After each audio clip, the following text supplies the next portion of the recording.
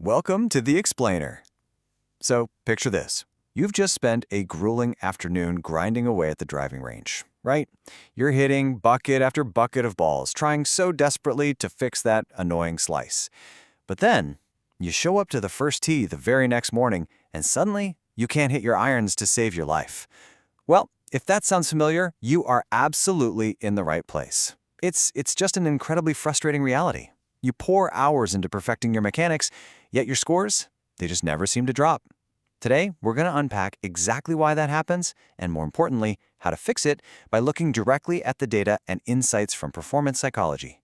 And hey, if you think you're alone in this struggle, you absolutely are not. The harsh truth, and this is shared by clinical sports psychologists who work directly with elite PGA Tour pros, is a resounding yes.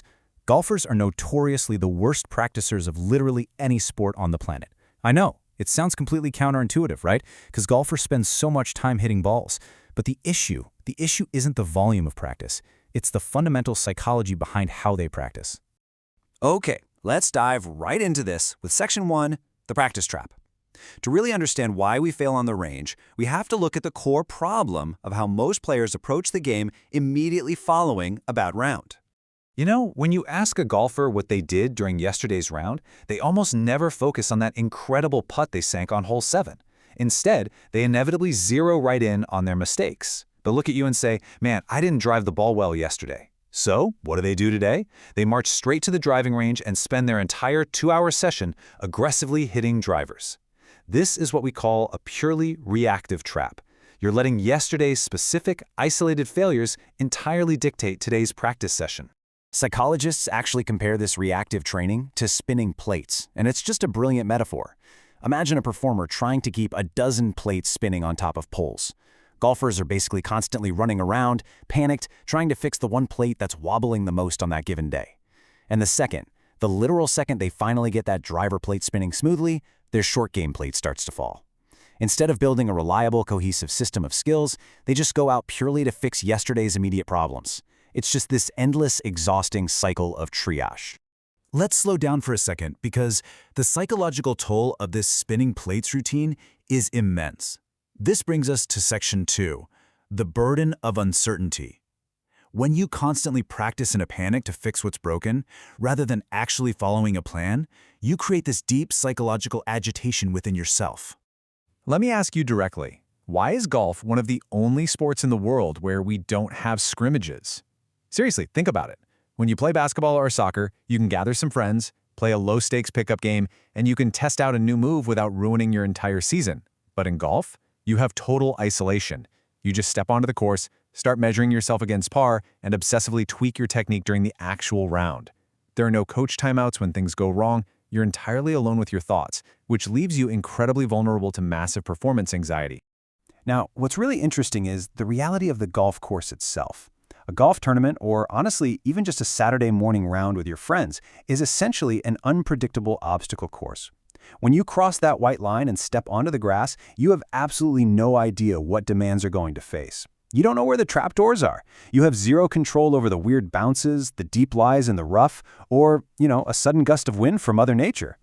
Because the game is so heavily punishing and unpredictable, an unstructured mind tries to protect itself in frankly the worst way possible. An anxious mindset desperately tries to predict the future by pulling from past mistakes. It builds this fear paradigm that highlights all your deficiencies. And even worse, players without a structured mental game will assume 100% of the blame when they get a bad bounce off a sprinkler head, but they take zero credit when they get a lucky bounce back into the fairway. This completely destroys mental resilience, and it basically sets you up for failure before you even swing the club. Think about this for a second. Have you ever gone to the grocery store without a list? You just wander the aisles, randomly picking things off the shelves. Usually junk food, right? Well, performance coaches point out that this is exactly how most golfers approach the practice range. It's totally absurd when you really think about it. You would never try to execute a complex recipe by just guessing at the grocery store, yet we somehow expect to execute a highly complex physical and mental sport by randomly hitting balls without a concrete plan. So, the crucial point is, we have to fundamentally overhaul our approach and stop wandering those aisles. Let's look at Section 3, the specialist solution, and learn how to build a system. All right, here are the 2 counterintuitive steps you need to take back your game. Step 1. Implement absolute structure. You need to know exactly what you're going to accomplish Monday, Tuesday, and Wednesday on the range. You need a journal, you need a plan, and you need to review it. Simple as that. Step 2. Become a specialist. Elite players, they don't try to fix everything at once. They actually eliminate tools. They stop trying to be decent at every possible shot, and instead they rely heavily on their absolute strengths. I absolutely love this analogy from the source material. Think about chicken finger restaurants. They are massively, globally successful. Why? Because they sell one thing: chicken. They don't try to sell an entire menu of mediocre tacos, burgers, and pizza. They do one thing better than anyone else. To dominate the golf course, you need to be a chicken finger restaurant. When great players get on a hot streak, they aren't using every single club and shot shape in their bag. They focus only on the specific things they do exceptionally well. And that brings us to the magic number 3. The data suggests that owning just 3 reliable tools, like 3 shots you would trust with your life, is vastly superior to being perfectly prepared for 8 different scenarios. Instead of trying to master the high draw, the low fade, the stinger, and the flop shot, just master 3 things. If you find yourself in a weird situation, figure out a solution using the 3 tools you actually own, rather than attempting a shot you haven't practiced systematically. Now that we've covered how to practice with purpose, we move to Section 4, Dance to the Music. Let's explore the final mindset shift required for actual play. How do we take this specialist mentality off the range and onto the course? First, we've got to address emotions. If you hit a bad shot into the rough, it is completely fine to get angry. In fact, biologically speaking, it can actually be helpful. Anger brings adrenaline, and a spike in adrenaline can really sharpen your focus for the next task.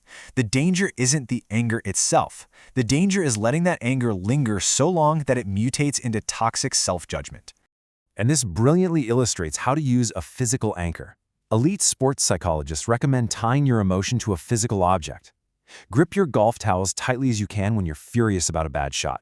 Just let all that frustration channel right into your hands. But here's the rule. The very second you drop that towel back onto your bag, you must drop the anger. The physical act of letting go signals your brain to move on to the next shot with a completely clean slate. This is perhaps the most profound takeaway from the entire explainer. You have to stop tinkering with your swing mechanics while you're playing. As one sports psychologist beautifully put it, if someone puts music on and asks you to dance, are you going to think about the mechanical, mathematical dance steps, or are you going to let go and just dance to the music? That right there is the ultimate summary of the elite golf mindset. Mechanics, tinkering, plate spinning, structure, all of those belong strictly on the practice range. That's where you write the grocery list. That's where you learn the steps. But the golf course, that's a place for flowing performance. When you cross that white line, the analytical brain needs to switch off. You must trust the 3 tools you built, accept the unpredictable obstacle course, and simply dance to the music.